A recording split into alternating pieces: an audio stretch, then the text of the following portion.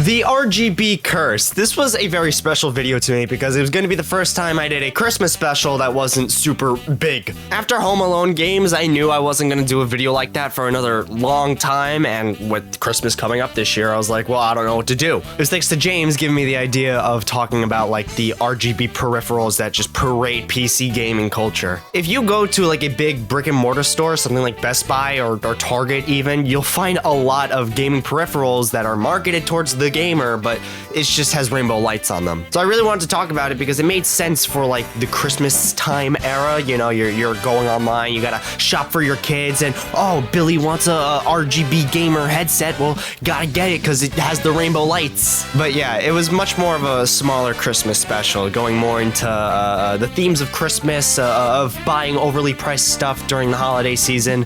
And even though it was smaller, that doesn't mean it wasn't time consuming. This was the first time I tried to experiment with multiple camera angles a little bit. Now, I didn't do it during the talking heads as much, but within the beginning and the ending, I decided to go more of a different route with displaying what I was trying to show to the audience. It was very interesting to do, and that's why I've decided to do it more in newer videos. Now, multiple camera angles weren't the only thing that caused me a lot of issues here. There was also the fact of you got a glowing, changing color milk throughout the entire episode. The VFX shots. I feel like every time I make a video that could be simple, I tend to overcomplicate things by just opening up After Effects. Am I happy with the way it turned out? Yeah, I honestly think it was really worth it because seeing the glowing milk just glow throughout the entire episode made a lot of sense, especially when you saw things going in front of it and stuff like that. However, it was a nightmare to make it look right. It took a lot of time, and then there were parts where it had to go all over the place, and it took a while to clean that up.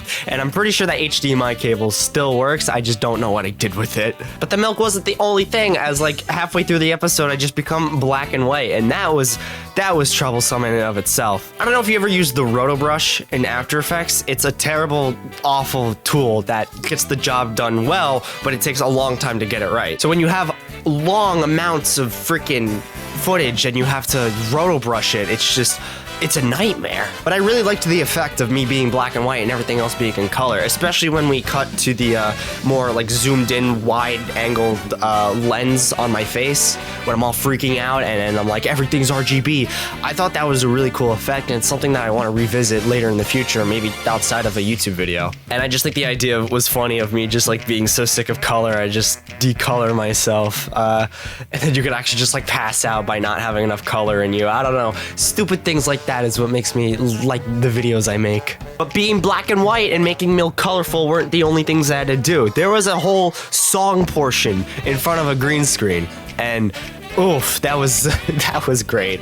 I hate having to set up the green screen over there in that little area of my room. I've talked about it in the behind the scenes of Thinking with Portals. That entire video was shot in front of that green screen. But this time I just did a little segment of it. Doesn't mean it makes it easier because you're so confined to the space. You got to make sure you're not going outside the boundaries of the green screen, and if you do, then you have to rotoscope it. And I think that happened a few times actually within this one. And if it didn't, I'm thinking of a different video. It was kind of funny though because I wanted this image of me falling through the void of red, green, and blue, and in order to achieve that, I needed to put something green over like a stool or something. Now, I didn't have a stool, and I didn't have anything that was green, so I don't know what I ended up using. I really cannot tell, but I remember I put the computer sweater over it because it was a very vibrant blue that I was able to chroma key out.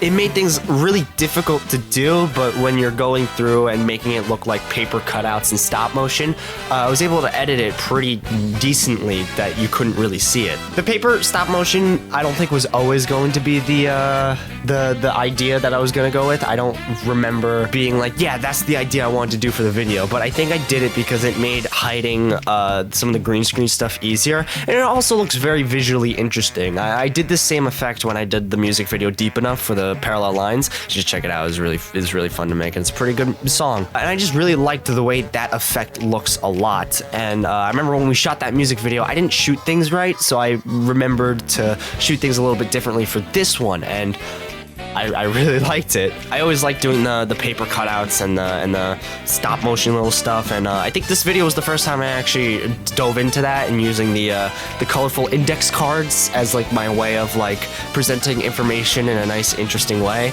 I plan to do more of that in the future. It's so time consuming to have to take a picture of every single frame of when you have to uncrumple it and crumple it up.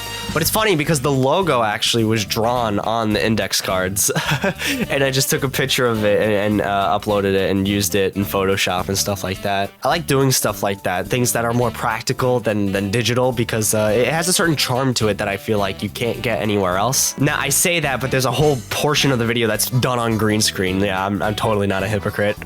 This was the first That Guy Who Games video that had an original song, and I think it's very fitting to have a Christmas video be the debut of an original song. Why did I want to do this? I'm not completely sure. I think it was because I felt bad not doing a big Christmas special, so I wanted to do something that would be outside of the average That Guy Who Game episode, while it's still being more easier to make, and I think a song was the best way of doing that. The song went through a few iterations. I remember like the bridge before the chorus was a little bit different. There was some different wording, and like the drums and piano part weren't fully realized yet. But it does look good behind a screen. Wait, no, I must not be tempted. These colored lights just seem demented. The curse is not that hard to see, and it goes by the word RGB. Wait, no, I must not be tempted. These colored lights just seem demented. The curse is not that hard to see, and it goes by the phrase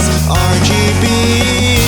And I think the more higher pitched vocals when we get into the chorus wasn't planned, and they're more artificial than they are like me actually singing high, because I'm pretty sure I sang that song when I had like a little bit of a cold. But it sounded fine, so I stuck with it, and I'm really happy with the way the song came out, and I'm also really happy with the visuals as well. I think it's a very interesting part of the episode, and I think it's a reason why you can keep going back to watch the episode, because you have this whole setup beforehand, and then you have this big payout of a song afterwards that talks about like really everything that's not necessarily wrong, but like uncomforting about like RGB products. And I think it was a good way to wrap up 2021 for the channel. It was a big year for That Guy Who Games. I hit 1,000 subscribers. I kept uploading weekly. I cut my hair. That's a big deal if you know me. And I was just really proud of everything that I did that year, and I think you can see that with some of the videos that I made that year, like the Sonic Ultimate video and the ending of this video, which, by the way, apparently I learned the Scott Pilgrim OST for the video game is copyrighted, so